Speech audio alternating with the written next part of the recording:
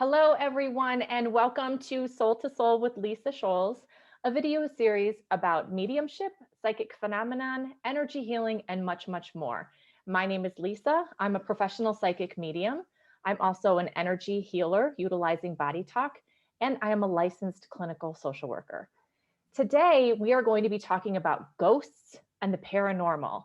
And my guest with me is Dave Hensley, who is the founder of EVP Mediums, which is a paranormal investigating company.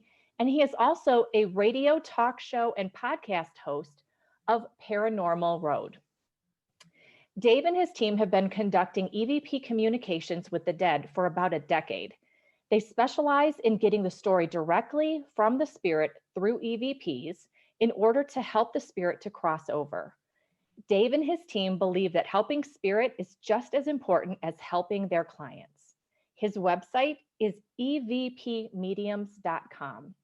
So thank you, Dave, for being here today. Well, thank you for having me. Absolutely. So I have to ask, what Mhm. inspired you to get started with investigating the paranormal? That is the $64 million question. How did that um, happen? so much of my life, I was a corporate executive. So for 22 years, I worked at a very large amusement park. I'm sure people in the Ohio area would kind of guess. But I was busy raising a family. I have four beautiful kids and went to work every day. Never really gave the paranormal much thought. I didn't disbelieve in it. I've had some things that I've seen and heard stories, but I wasn't, that wasn't my thing Okay. until I had a personal haunting in the house that we moved into in Sandusky. And it was really bizarre because we lived in that house for quite a few years, 3 years, nothing, no problem. But what ended up happening is, try to make a long story short, we had a bit of a commuter marriage for a while because my wife was transferred. She worked for Hearst Corporation and they moved her to North Carolina for a stay. Okay. So at the time, I had a dear friend. She was like another mother to me. Jenny moved in the house to help with the girls. They were little at the time. Mm-hmm. And that's when the haunting began because we moved bedrooms. Teresa and I, my wife and I moved from our master bedroom. We gave her that whole side of the house, and I moved over to the side where the girls' bedrooms are. That's Okay. that's when it all began. Oh, And interesting. yeah, I thought I was losing my mind. Laying in bed, the bed shook. I thought the cat jumped on the bed at the time. Oh, this is really dating myself. We had a water bed, and it was terrible. So glad those days are over. But Yeah, yeah. the cat, I'm thinking the cat jumped on the bed because I felt the slosh. So I look and there's no cat. I'm okay, maybe jumped on, jumped off. Mm-hmm. Light comes on by itself. I looked over and saw we had a rocking chair in the room that we moved from that side of the house again, moved the whole bedroom over. And I looked over and I see the rocking chair moving on its own. Now, this was a Oh my chair that, gosh. yeah, this was a chair that my wife would sit with the babies and nurse in the middle of the night if they woke up, Right, right. but it was moving. So Oh, I fly out of the bedroom. I'm calling her in North Carolina in a panic. yeah. I'm like, you wouldn't believe what's going on. And she's like, you sure? Again, the logical brain tries Explain to it take, away. but honestly, it was every single night, the entire time she was gone. And the bed would move. The fan, I'm one of those people that sleep with the fan in the dead of winter. I have to have Mm-hmm. white noise. The Mm-hmm. fan would drop and pitch, and that's how I knew it was there. And it got to the point where I couldn't move. And I would feel this electrical pulsating sensation. And I did research, is this, sleep paralysis, but I know I wasn't asleep. I wasn't even near being asleep. Just a So you lot. couldn't move at all? No, I would get paralyzed, So literally even get paralyzed. so your brain is thinking, I want to move, Yeah, and and you I you can't. can't. No, I'm laying flat on my back in bed. I can't move, and I'm actually being pressed down into the bed, like a weight on me, and my whole body would tingle like electric for maybe 1 or 2 minutes. And I found it's terrible, but I just kind of like I know this sounds impossible, but after a couple of months of this, I got used to it. And it was more like, okay, get it over with so I can go to sleep. Um, So then one, every night before you went to bed, yeah, you would become paralyzed. yeah, I'd get in before I fall asleep. I never knew, I'd lay there thinking, okay, when's this going to happen? And it got to the point where was within minutes of me getting in bed, the fan would, go from and drop. And right when it would lose power is when I couldn't move. Um, my wife came home, decided that we're not relocating to North Carolina. So she came back and it avoided her. And this is again, it's so insane, even thinking back about it. But she would be in the bathroom getting ready for bed. The kids were already Mhm. asleep. Mhm. I would go in the bedroom and I would hear the fan drop. And if she then turned off the bathroom light and started walking, the fan would raise up and pitch and it would be normal. She would get in bed. And if she would start snoring or breathing as if she was asleep, the fan would then drop and then I couldn't move. If she stirred, it would lift up. Um, so this obviously scared the hell out of me. Yeah. But again, I got used to it, but I was frustrated that she couldn't see it. That, no matter what, nothing, she was not witnessing anything. Did Uh, she believe you? I think she did, yes. It's one of those, she believed that I believed that something was happening. Uh-huh. But what ended up happening is I became frustrated and I thought, what if I rearranged the bedroom? So one weekend, I just completely rearranged the bedroom, put the bed on another wall, and we're laying in bed and Mhm. we're talking actually, and this thing is becoming more and more emboldened. So we're laying in bed talking, and we have a nightlight in the hallway, and we hear something on the other side of the house banging, like hitting walls. And we both look up, and this is the first time she was able to witness it. Okay. So we're hearing this hitting the walls as it's traveling. Something's traveling through the house. We see this bag fly across our door, hit the wall, drop, and then on its own just scoots down the hallway. So we Oh, get up and I'm like, did you see that? And she couldn't deny it at that point. So we right. get up, we go into the kids' room and they're asleep. Because we had two kids in that room across from ours at the time. And here, what it was is for um, St. Patrick's Day, we would buy all these little things, whatever holiday it was. So when the girls got up, there would be like chocolate candies and little things for St. Patrick's Day. So Yeah. she had them hidden in the laundry room on the other side of the house. So next week we could, when they got up in the morning, they could have that. Right.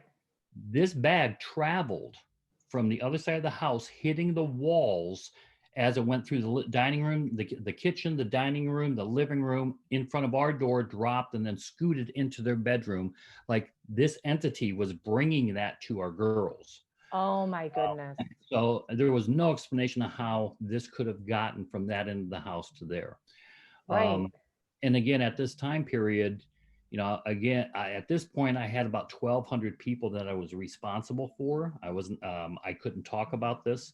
At Um, work. yeah, because when you're dealing with multi-million dollar budgets, Right. and you have liabilities, legal issues that you deal with on a daily basis, Mhm. I could not have them question my judgment by telling them that my house Right. was haunted. Right. So it was one of those where Teresa had to admit she saw that. It was weird. And then it was a few days later, we're again laying in bed talking, and I could feel its presence. And I said, "It's here." And she goes, "Now?" And I said, "Yeah." And I looked down and I could see the covers depressing on my lower leg and it's massaging my leg. Oh my gosh. And I said, "Can you?" And she didn't have her contacts in. Obviously, she was in bed. I said, "Lift your head slowly. Do you see the covers moving?" And when she said, she lifted, and when she said, "No, I don't, honey," that enraged me, not at her, but at it. Yeah. So I sat up and I said, "Would you leave me alone?" And as Mhm. soon as I did it, I felt it let go. But then the entire house went whoom, and it just banged, and we heard glass shattering everywhere. She screamed. I said, "That's it. we're out of here. So we jumped up, Yeah. go, and it was late at night. It was like almost midnight at that point. We're going, yeah, we run through the kitchen to look because I thought our dining room hutch was pitched over. Right. Right. Nothing, nothing, Nothing. nothing. There was nothing broken, nothing disturbed. She's in the kitchen like this, holding her heart, Yeah. and I'm like, at the time I would smoke, so I lit up a cigarette. I'm like, did Right. do you see that? Do you hear that? And Yeah.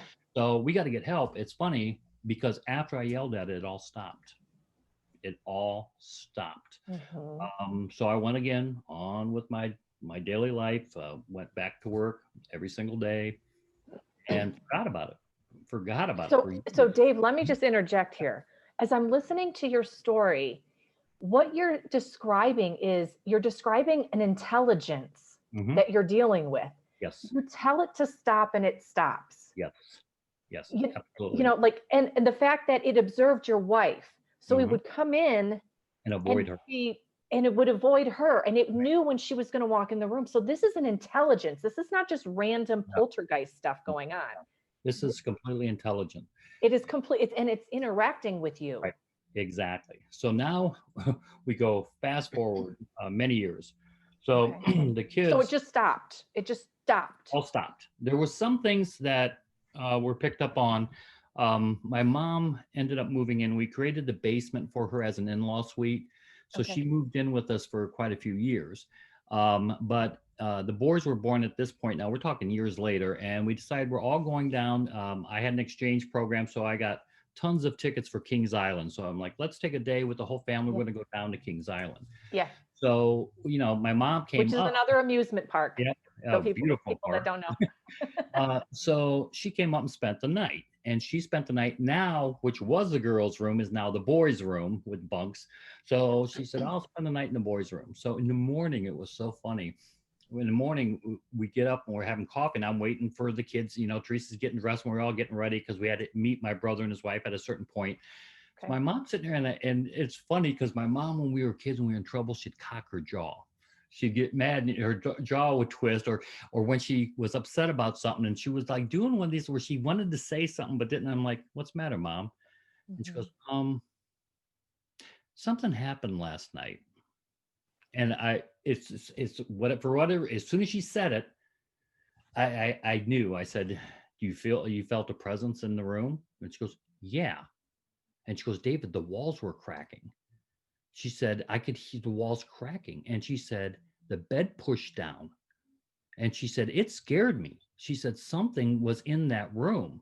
Yeah. And I'm like, wow. And I had to tell her, I said, I had to explain all this happened. I said, "We haven't seen anything since until you're saying this now." And she goes, So "Well, she it's didn't know that you no, had no, because experienced I didn't tell hauntings? her. I didn't want, You I didn't didn't tell tell anybody. anybody. Yeah. I Okay. kept it like, nope, nope. Yeah. I don't want that crazy label. Not at this point in Right, my life. right, right. Now I'm too old. I don't care. So Yeah. Um, so when she moved in, which she did move in, and she said, she would say that when I was at work or Teresa was at work, she would hear, she said the one time she said it was so disturbing. She was downstairs watching TV. She heard high heels going across the living room floor. And it was a hardwood floor. So she thought, oh, Teresa must have came home for something. So she said, I Mhm. went up and she said, there was nobody in the house. The doors were locked. She said, but I distinctly heard that. Yeah. And it's funny because now that the kids are older, because we didn't talk about this around our children. Now it's funny when they became teenagers and adults. I finally, when I formed EVP mediums and got them involved in it, the Mhm. stories they told me that they kept from me. They talked about hearing the flute in the house. They could hear somebody playing a flute in the basement. All of my kids have heard it, including my mother. I've never heard it. All right, so Wow. they've heard the flute, and then just last year, now my wife and I since have been divorced, but still have a very good relationship with the kids, and she still lives in that home. But my Okay. oldest son, Adam, who was home from college, he called and said, "Dad," he said it's activities picking up again. He said, "I was laying in bed." He said, "I thought a car went through our front window."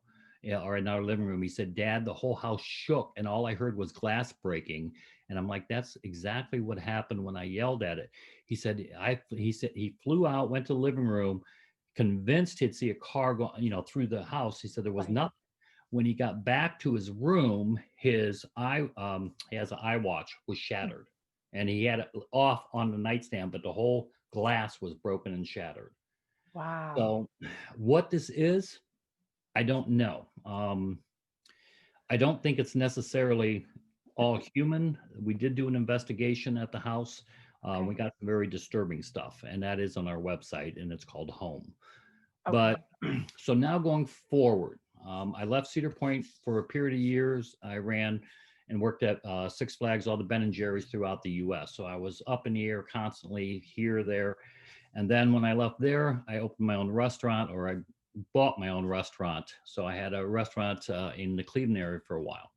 Mhm. Totally, again, forgetting all hauntings and kind of pushed that out of my mind. And I hired a guy, Randy, who now is on our team, EVP Mediums, but Okay. came to work one day and he was acting weird. And I'm like, Randy, what's going on? And he says, you're not going to believe me. I said, believe you what? And Mhm. I said, what's bothering you? He goes, Dave, I think my house is haunted. And I'm like, well, tell me what's going on. He Right. started telling me stuff. And it got to the point where he called me at home and was in a panic because he went downstairs to his laundry, comes up, all of his kitchen cabinets are standing 90 degrees out. He said, not the drawers, just all the cabinets. And so I'm saying, get out of the house. You may have an intruder. Yeah. But his ramped up dramatically. So I said, you have to find an investigative team.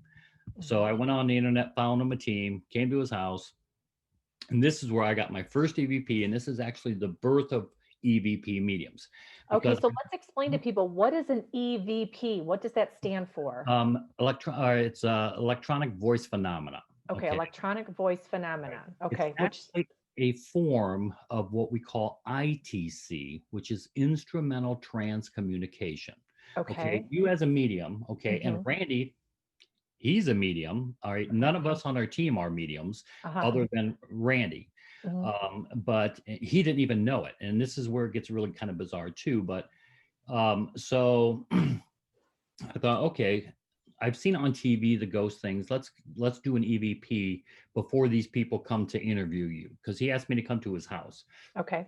So I said there has to be an app for it. Sure enough, of course, I find one. There is?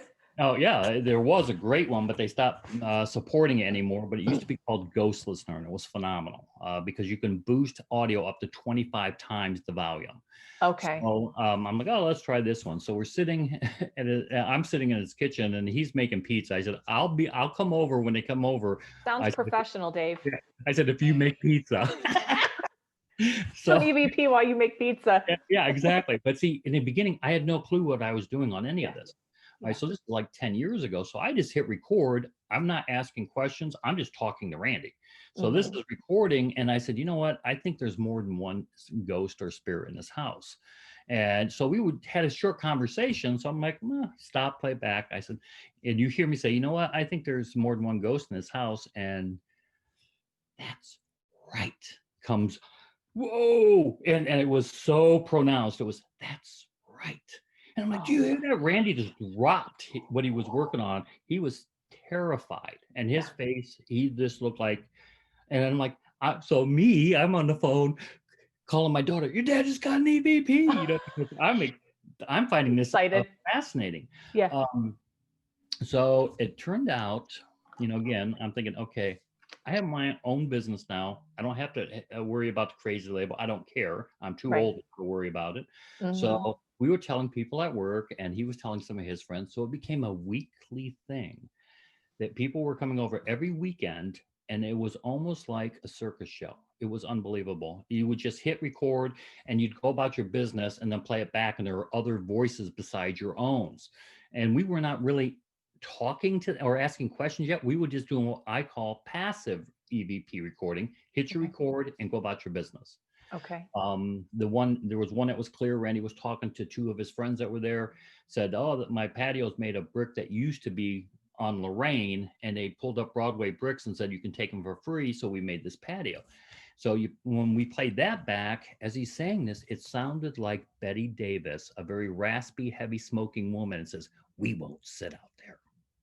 And it was his friends got so scared they grabbed their keys and they left Oh my gosh. because they knew nobody said that.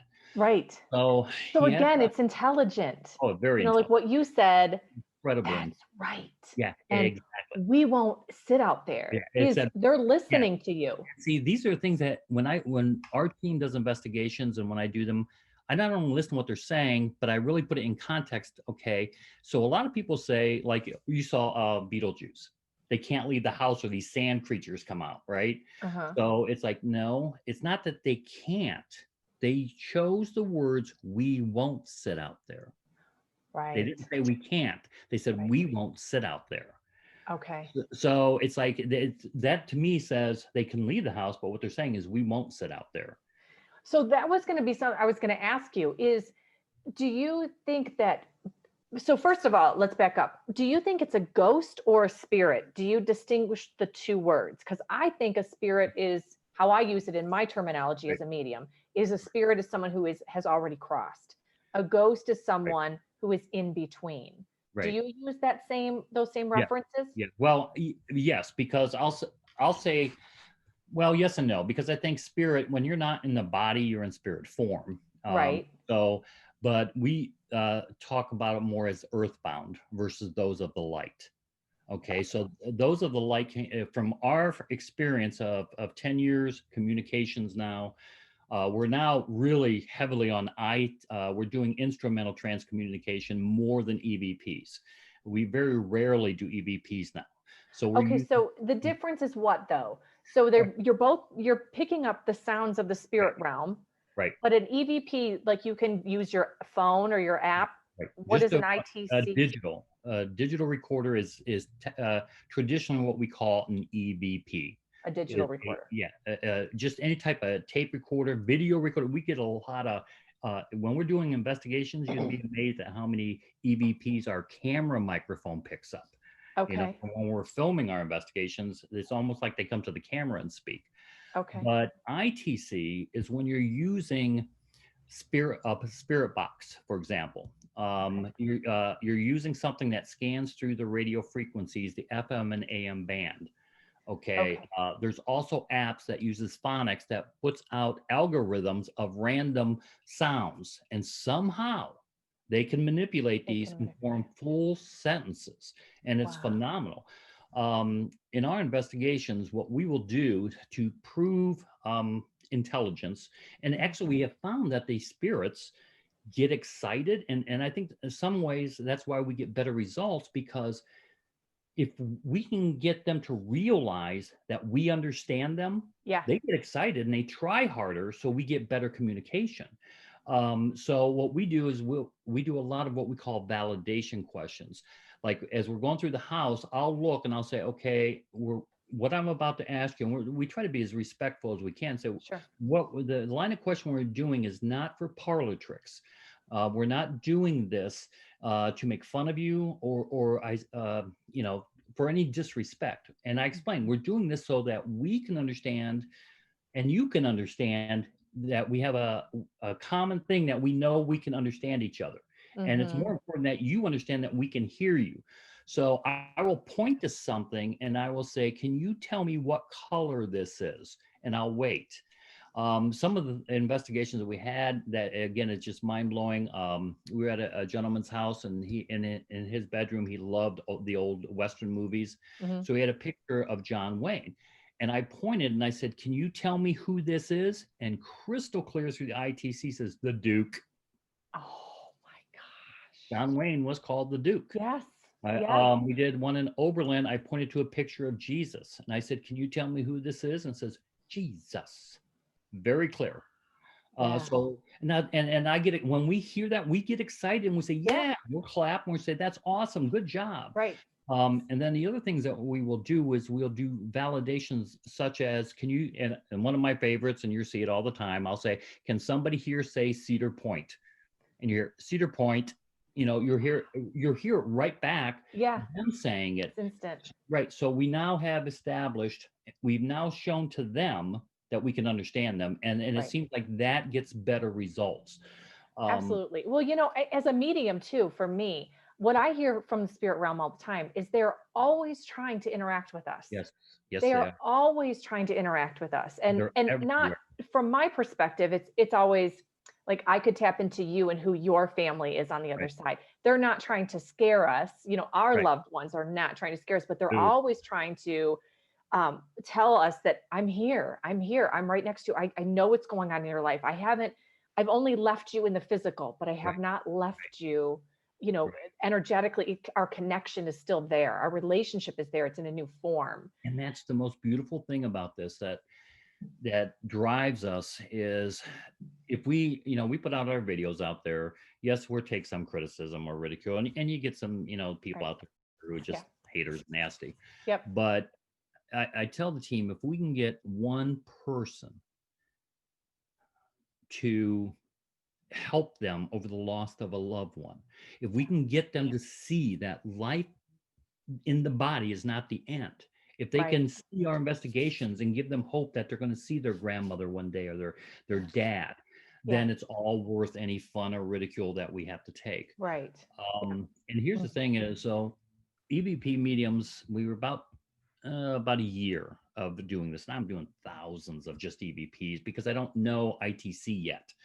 So every day I'm just doing EVPs like crazy. At my restaurant, in the office, I'd step outside to have a cigarette. I'd turn on my phone. I'm looking around to see what cars, who's there. So I'm conscious of any other noise, and I'd come Right. back in. And what really changed everything for me was, I went out back, and took a smoke break, but I always turned my recorder on, went back in the office, looked on the camera. Nobody's in the dining room. It's a mid-afternoon after lunch, so Mhm. I plug it in. I hear this humming, da, da, da, da, da, da, da, and I'm like, there was nobody out there.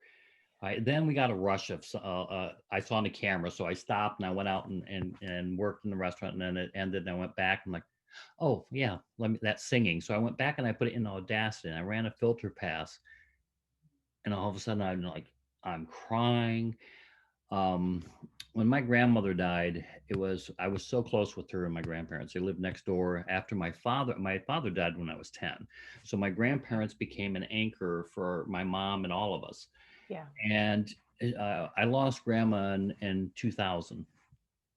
So I was really upset because I knew that she collected owls. So I said, I prayed, said, just show me an owl in a tree where I An wouldn't owl. expect it. And yeah, and I know you're okay, Grandma. Never saw the owl. And I was kind of like ticked at God, everything. I was like, why can't I see that owl? Mhm. But I kind of forgot about that. But she was the only person on earth that would call me my David. If I went to visit her and came in the back door, I'd hear her yell from the living room, "Is that my David?" She'd yell to my grandfather. Or like Yeah. if I was somewhere and she would take my hand and she'd pat it and she goes, "Come meet my David." All right. Mhm. So she was always so proud. And it was hard for me to live up to that. It's like, because she thinks so much, and Yeah. she was just amazing. But Yeah. um when I ran that filter pass, it was, "Be proud of yourself, my David." And she sang. So Oh. I'm crying. I mean, I'm just crying. And so I'm like, pull yourself together. So I open up the door and I just yelled out, "I'm leaving for the day. Jack, you're in charge." Yeah. So, Yeah. so I went in my car and went straight to the cemetery. Didn't Mhm. even go home. Got out of the car, hit the record, and I just walked over to their graves. And I'm recording the whole time again. I sit down, I see her grave, and I lose it. Um, I'm just bawling. And so I get up, I walk around for a little bit, go over to my dad's tombstone. Then I go home. And I then play, because I'm living with my mom and aunt now, they're aging, and so I stay with them. Mhm. So I played that. I said, "Listen to this." And their faces, they said, "That's Mom." I said, "Yeah." And I It said, "You, even sounded like her yeah." voice? Well, they could tell because is it like, yeah, there was a singing, but they said, "That's Mom. She called you, you're my David." Yeah. Yeah. And I'm like, "Yeah, it's Grandma." And Yeah. they're just like dumbfounded. And I said, "I stopped by the cemetery. I'm going to go in the computer room. I want to run this through." Yeah. And so I'm, "Mom, Carol, come here." So they come. You hear my car. You hear me close the door. You Mhm. hear me walking, and you hear, I told you he'd come, Daddy. My grandmother always called my grandfather Daddy. So if we were downstairs, she would yell upstairs. She'd say, Daddy, you want to put on another pot of coffee? All right. But so I hear this female voice says, I told you he'd come, Daddy. So Oh, then as I'm crying, you could hear myself blubbering and talk about being embarrassing, but you hear myself crying.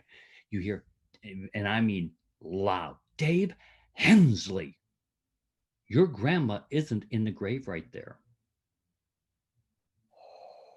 What she was telling me is, I'm not there, son, right. and Yeah. that moment changed everything for me. It changed Mm-hmm. the whole course of EVP mediums as far as, what we're going to do and how we're going to form because I never in my wildest dreams ever expected that I would get communications from them. Well, Right. then it got to the point where she was coming through every time we do an investigation. She would come through, and I knew it was her because she'd say, "You better stop smoking." She would sing it. Should sing it. She would sing it. And one of the most profound messages was we were investigating this historic building in Oberlin, Ohio. Mm-hmm. Um, and they were having a lot of activity in the women's restroom. So the people, the staff was afraid to go into the women's restroom. So we all went in there and we were doing an ITC session. And it was awesome. But a female voice comes on. She goes, "There's my David," and then she says, "Please remember that your grandmother loves you, and so does Grandpa." And it's just, "You better stop smoking." She had to throw that in there again. Really So, trying to send oh that yeah, message to you. and it's clear. I mean, so I can pretty much recognize, and what we're seeing is after doing this enough, spirit is vibration. So Yes. when you're looking at positive spirits, I can almost tell which ones are speaking from the light that have crossed over Mm-hmm. versus the ones that are earthbound or even ones that are more malevolent because the frequencies are different, their tones different.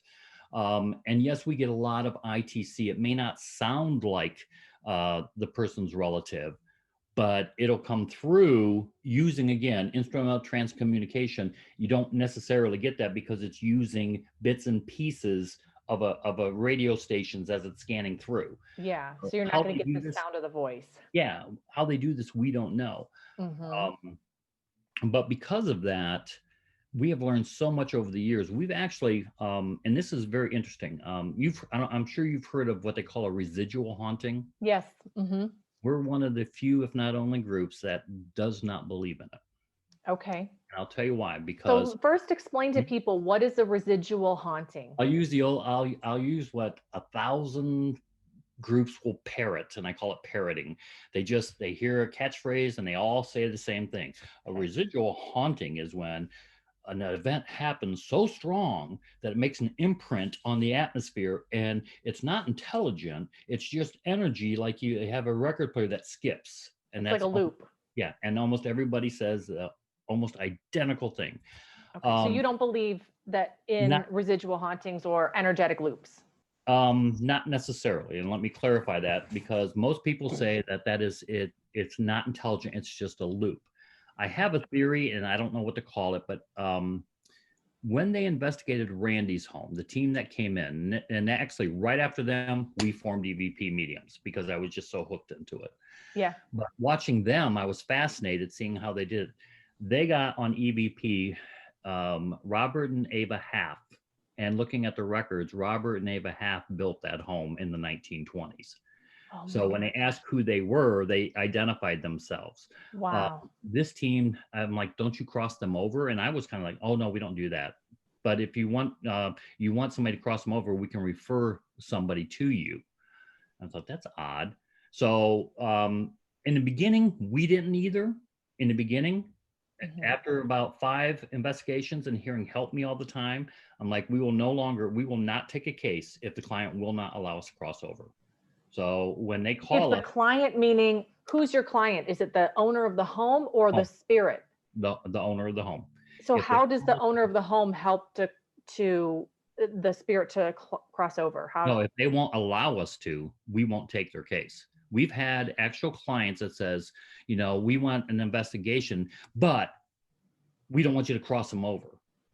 Okay, and that's interesting that you say that because um, I believe that there are some people who Mhm. want the haunting to happen and Absolutely. who want the haunting to stay for Yep. whatever reason. Yep. They don't want to let go of that experience. They want the validation of it. They want people to come in to say, yes, this is Yeah. happening, Right. but they don't want it to stop. Right. We had one client who she insisted, and this was a darker energy. There was something non-human in that home. And Randy, our one medium, saw it, and he said, "Oh no, there's ghosts here." He said, "But they're terrified." He said, "They're in the kitchen. They're terrified of this thing in this house." And he said, This thing is not human." What and to get into this case, this was all kinds of messed up in this family on levels that you can't even possibly imagine. But she looked directly at me and said, "I will not allow you to cross over my ghost." She said, "They're the only things protecting me from this demon." And it's like, we're Oh, not doing this anymore. I mean, we're going to make it very clear up front. If you don't allow us to help, then we're not coming in, because it's not fair, because you're holding them hostage. You're not right. helping them, and you're capitalizing on their misery and pain. And you think that it's cool to have them, whether it's to show off to family or friends or to talk about, or whether Yeah, you think there's some kind of personal bodyguard. These spirits need to go into the light. right. So we won't take a case if we know the client won't allow us to at least try to send them home or on their way. Mhm. Um, So why can't the spirit do that themselves? Why can't a spirit, in your opinion, right. cross themselves over? And how do they get stuck? I know that's a loaded question, It's but a huge question, and I don't think none of us definitely have the answers. right. We had a minister on our team for a long time, and again, it comes down to, there's so many different beliefs and faiths, but in the Right. Christian faith, he felt, and he took a lot of ridicule for being on our team from I his bet. church. But he was awesome, and he knew scriptures very well. And he says, "I believe that God provides a way in His infinite mercy. Even those that are stuck, He provides a way, and we're that vessel." He said, you know, We, the our, people, are the that vessel? EVP mediums. Yeah. Okay. Or he said, "I believe that," he said, "now," and he said something to me. He said, "If you look at from scriptures, and again, it's hard to go down the religious road, but if you take it from scriptures, there's only one unforgivable sin. And that one unforgivable sin, everything else is forgivable, but the one that is in the Bible that's unforgivable is to reject God. So if the light opens and you choose not to go in there, is Okay. that not a rejection? So Mhm. therefore, it takes the living to pray the dead into the light. This is his explanation. His Is explanation is that the sin is so great of the person who is in spirit who rejected because God. they rejected the light Right, for whatever their reason was, right, right. which I would And imagine there's many. yeah, right. We're So finding when we're asking them guilt, fear. There's all kinds of things. When we ask them, "Why didn't you go in the light?" You'd be surprised some of the answers you get. yeah. And when I believe when they're saying "help me," now here's the thing, and again, this is where I get the crazy label slapped on my head here. We started noticing one name that came over and over, and I'm like, I would hear it with EVPs, I was hearing it in the ITC. So we're talking different programs. What is this Alfred? We're hearing this Alfred. Well, then listening to it, this Alfred is a third party. They're talking. This Alfred entity is saying, "Tell them to pray." You hear this Alfred telling the ghost to ask us to pray for them. All right. But Okay. every single investigation we go on, Alfred is there. We actually kind of joke when we say he's the team member of unseen, unknown origin. So Yes. he, It's part of the team. yeah, it's unreal. And there's one of our videos out there called Mission of Mercy, and we're actually in a hospital. And you want to talk about such a clear response, and a lot of times it comes through with somewhat of an English accent, but I could hear the spirits. They were arguing. It was almost, and it was weird because I was almost like um, a referee. Some spirits, they're saying, "No, don't go, stay." Another one, "Stay out of the light." And the other one's like, "Help me." And it says, "No, don't go." So they're arguing. And Mhm. I said, "Alfred, are you here, buddy?" And he says, "Of course, I'm always here helping." And it's like, just like that. So again, what he is, some people have said in metaphysical world that, "Oh, he's a spirit guide." I don't know. I do not know what he is. I'm cautious of that to establish a relationship with him, as far as asking questions again, because you're dealing with the spirit world. I don't know what he is exactly. All I know, he has been, at this point, after 80 video investigations, he seems to be of truth, of light, of love. Hmm. He's given me no reason to think that he's anything else. There are people that have emailed us and said, "You fool, he's a demon," and like, to what end? To But what okay, end? so this is what I say to those people. How do you know what he is? Right. We as people, we project our own beliefs, our own fears onto all of our situations, communications, whatever. We see things through our own lens. So Right. how I would just say to those people, how do you know he's a demon? How do you know? Well, You I don't have, know. and I get the scripture of a lifetime, the sermon of a lifetime, and I'm like, you know what? I'm sorry. The bottom line is this: he seems to help. We're one of the only groups that I've ever seen that runs ITC during our crossover. And I asked them to give us descriptions of heaven. And I asked them, what do you see? And you wouldn't believe some of the beautiful response. Yeah. A lot of times we're crying. But Hmm. when we did the Lorraine Palace Theater, for example, we're on stage and I'm like, and again, I try to learn from things. Now, back in the day, what was the majority of theater groups?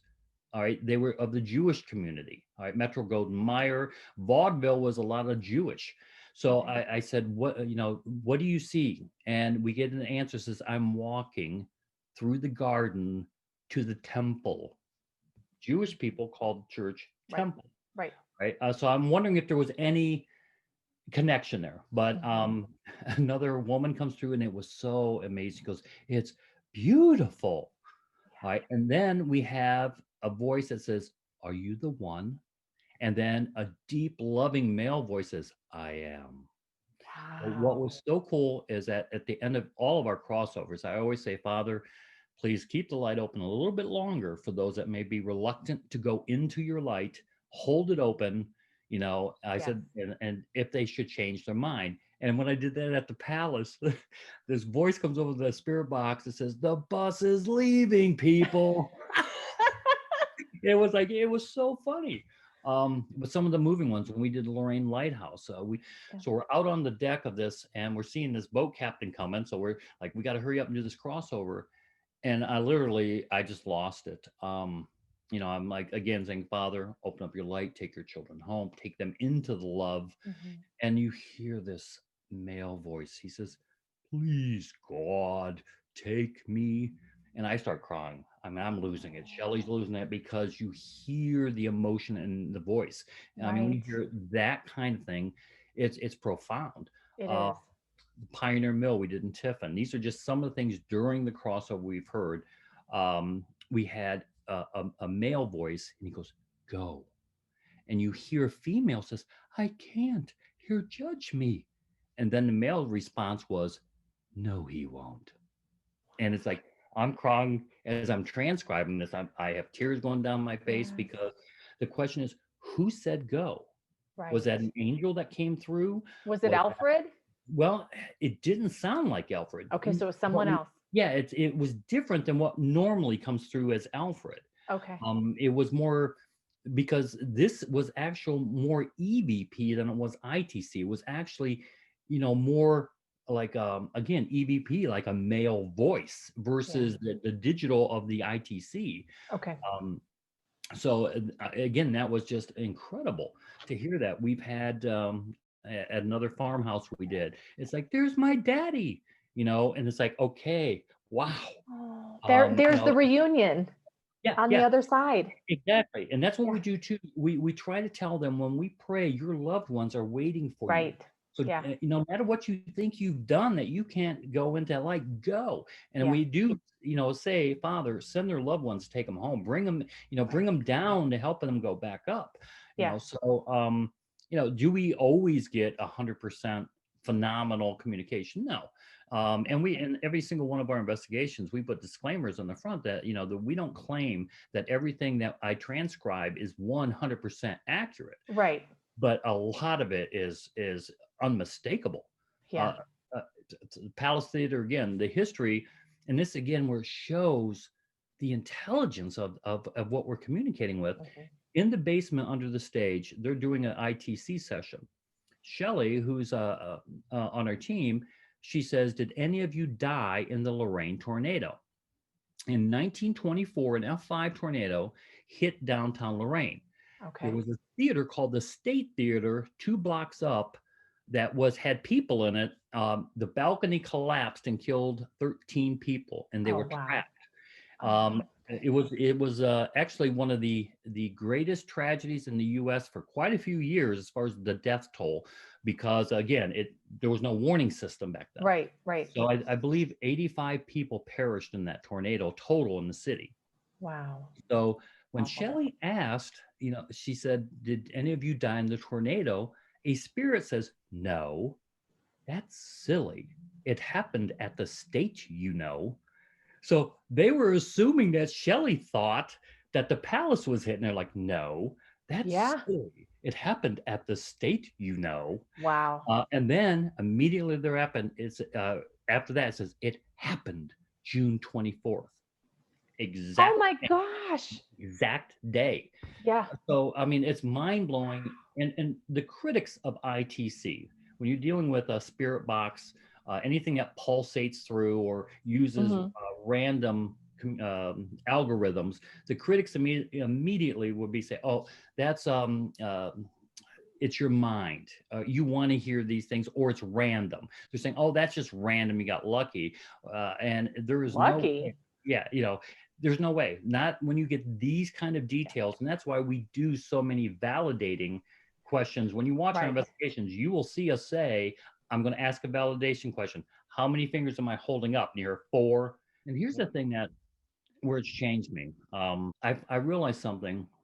The death of my dad at 10 years old, I never got over. And I didn't realize that. I really didn't realize it. And I got a neat story to tell you about that. Hmm. Um, so then the death of my grandparents, I think just added to my anger and problems. So now I tell people I no longer mourn them. I do not mourn them in any way, shape, or form, their loss. Hmm. I miss them. And there's a Yeah. difference because I know I'm going to be with them again. So Right. now I just view as they went home, they're done with their lesson, school, whatever it may be. So I'll be there soon enough. Yeah. But in the Yeah. meantime, I know they're around. They validated that so many times Yes. that I no longer mourn them. And there's a huge difference. So Yes. I now understand sustained joy. I can see the beauty in things I didn't see before, Yeah. Yeah. because it's all around us. Right. But now Because we're you going feel to, that yeah, connection. you do. And it's You wonderful. don't feel the separation, No, no, you know? it's validated. Life is eternal. Yes, it is. And see, we're told this in church. All right, when my dad died, I remember being so angry at one of the ministers who tried to console me. And he said, "Son, my dad was in a terrible truck accident. He lived for 2 days, then died. He was in a bad coma for 2 days, just out of it. And everybody tried. The adults tried to console me. Said, and again, my kid, mine. If your dad would have lived, David, he'd be a vegetable." I'm thinking a carrot in a wheelchair. I mean, I'm 10 years Right, you're old. I 10. mean, I don't You're 10. understand this. Right. So then they had to explain what a vegetable was, and your dad wouldn't have wanted that, and it's God's will, and that threw me. I got so angry. I'm like, Yeah. I don't accept that. Right. How could God will that? Right. So that's the worst thing you could tell somebody when they lose somebody. It's God's will. Hmm. Right. Um, and because there is something to that, as far as I do believe there's a master plan for all of our souls. Right. And that is part of the plan. It doesn't mean it's his will, but for our soul's growth, it may be part of the plan, Yeah. preordained, that at 34 I'm going to die. you Yes. know so I do Right. believe in that aspect. Well, But and we here's the make thing. these agreements, from my understanding, what I've been Mhm. told is we make these agreements when we are 100% in spirit, in the Yep. soul, Yep. not because no one in the physical would ever say, I'm going to choose to die in a car Right. accident and leave my 10-year-old son, Right. or no one would choose that. No, But our it's our souls, higher self. Yeah. the higher self somehow comes up with this agreement or this plan, Hmm. that we in our physical cannot comprehend. Right. And it's, I mean, I understand it. It's very difficult because people ask me that kind of question Right. frequently as well. Like, Well, why this and why see, that? And it's the easy to same say way. everything happens for a reason when things are going good. But Yeah, how do you say that to a parent who's lost a child? exactly. How do you say that to a child who's lost a parent? How do you say it's God's will or You it's part of can't. the master plan? It's just, Yeah. even if in theory it's out there, it's just, Yeah. how do you say that to someone? Like, And when, because and when? timing is everything, you know. But here's where this gets to me, and it's funny. You have to look back so far back to really connect the dots. So my wife, we had two girls, and that's all we were going to have. Period. So Mhm, we had two girls, and never didn't plan on having any more kids. mhm. So I wake up, or well, actually, I'm dreaming. But anyway, I have this dream. I'm on the lawn, and up pulls this beautiful red convertible. And so out of my peripheral vision, I see a child sitting in the back, but I'm focused on the driver. I let go of the lawnmower and I'm pissed. I walk over there. And I'm like, you son of a, and I'm yelling, you son of a, my dad. All right. You've been alive all this time? Do you know what you've done to us? And I'm yelling and screaming, but I see this child in the back seat. And Yeah. the look of love on his face was unbelievable. He leaned over and opened the door, and I'm yelling. He said, son, get in. So I get in, and I'm still yelling. I'm hitting the dash of this car, and I'm puffing and huffing and puffing. You've been alive. And he grabs my hand, and he says, look at me. And I looked at him, and we're like eye to eye, and he goes, today, I bring you the greatest gift. And I woke up. My wife's snoring. She's laying on her back, and her leg is bobbing. She only did that when she was pregnant. She Oh was, my she was on gosh. her back, and the gravity would pull her leg because she lay with her knee up, and I would Yeah. have to go like this and push her leg down because it Yeah. would bounce the bed. And I'm like, I sat up, and I looked at her, and she's snoring, and her leg's still bobbing. And I got up and I went out in the kitchen and said, "Oh my God, I'm going to have a son," because Yes. I could see peripheral that it was a Yeah. boy. It was a I didn't say boy. anything to her. Didn't say a word. So the next day, again, I worked at the park. So I would usually get off before she would. So I would go to the sitters, pick up the kids, the girls, and then go Mhm. home. So she called me that day. She goes, honey, don't pick up the girls. She said, Diane's going to bring them to the house. I said, oh, okay. And she Mhm. said, I have to stop and get something. She said, but I'll get dinner. She said, I'm going to bring home dinner. I said, okay. Didn't think anything about it. So I go home. She comes in the door, hands behind her back. She pulls out some flowers. And she goes, I have something to tell you. And I said, we're going to have a son. She looked kind of funny. She goes, hey, she's like, honey, she says, it's too soon for that. And I said, no, we're going to have a son. Oh And I my said, and I want to name him Charles after dad. And she said, well, of course. She said, but it's too soon. I said, no, I have to tell you the dream I had last night. So Wow, that is amazing. That is just Charles, yeah, amazing. Charles was born. But here's the thing where it gets really amazing. And I didn't even think of this until we started doing lectures about our work. Mhm. Uh, I did a lecture and it went good. And there was a couple of people that I think we helped. We helped them, kind of work through their grieving process. Yeah. And I went home and I was just sitting there thinking, it was like a light bulb went off in my head. And I'm like, oh my God. When I was 12 years old, because it was about 2 years after dad died, we moved into a new home on the other side of that town. It was central air, and trust me, for the 70s, that was a big deal. Yeah. But unfortunately, it didn't make it all the way up to the bedrooms, so it Mhm. was always hot up there. But it was so hot that day.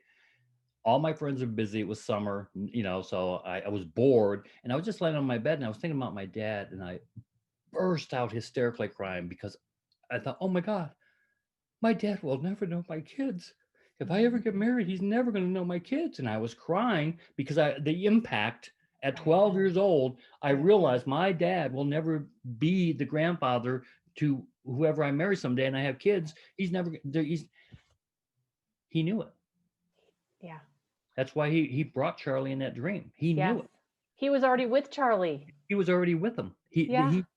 He said, I bring you the greatest gift. Right. Okay. And He so said it. yeah, it's and I think this is where the beauty of it's there if you know where to look for it. And we have found the more you get involved in this, the more you see. The wonderful thing is, like with my dad, with Charlie, he knew how much that tore me up. And Yeah. he was able to show me that he did know my grandchildren. He Yeah. was with them before they were any of them, his grandchildren. He was with them before any of them were born. Right. And so I tell people, your grandmother will be at your graduation. Yep. Hmm. Right? She's going to be at the birth of your child. Yes. Your mom is going to be there. There is no such thing. I know it's hard because you don't see them. You Right. can't just talk to them and have a Hmm. response. Hmm. But if you really open yourself up, you feel the gentle whisper. You feel it in your soul. Yeah. And and I think it's the most incredible thing and gift I have ever been given is by doing the work I'm doing now. I I agree. thought before being executive was important. Money's not important. It's what we're doing Yeah. now. I agree with you. And I think that, I have a career that, I'm a licensed clinical social worker. I've been a Mhm. therapist for many years. And it's what I studied for and went to graduate school for and all of that. And I will say, and I've been inspired by my clients. I have been. But I will say that mediumship transformed my life. It Mhm. just transformed who I am. And it's It just beautiful. talking, like hearing your stories, and I have similar stories, and talking to people from the other side, it gives me such hope, such Mhm. inspiration. And honestly, I think that, as we're recording this, we are in a COVID pandemic of Right. 2020. And I think, in my opinion, in my belief, my experience of COVID, because I'm a medium and because I have spoken so much and have such a strong connection with those on the other side, it has helped me to Mhm. maintain optimism Mhm. and, joy in a very difficult time. Right. Just knowing that there's this connection there with a world that's so much bigger than ours.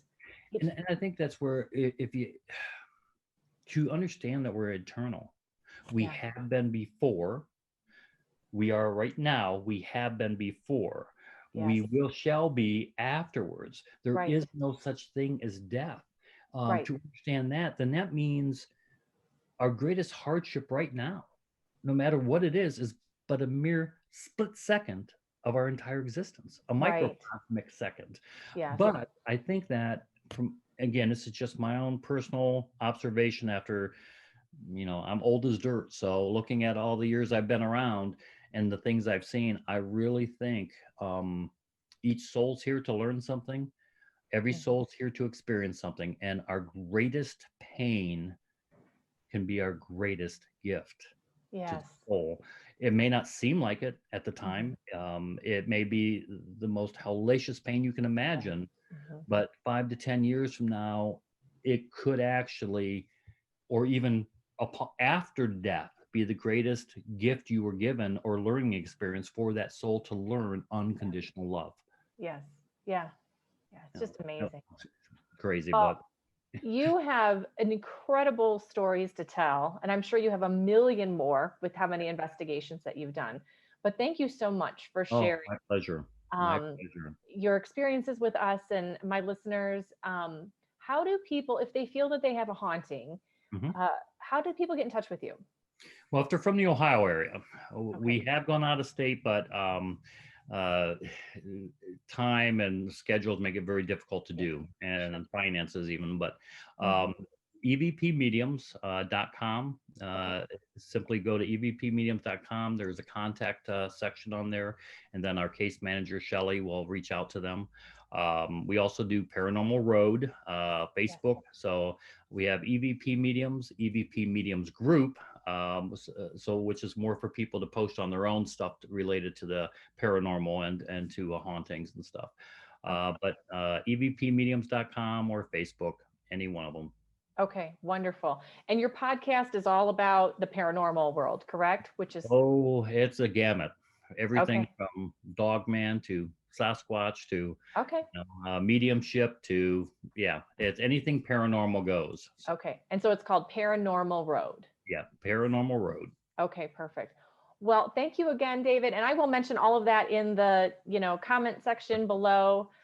So again, thank you so much for spending your time with me tonight and also for sharing these incredible stories. And it's very interesting talk. I really appreciate it. You're welcome. Okay. Thanks. So thank you everyone for tuning in, and we will see you next time. Bye.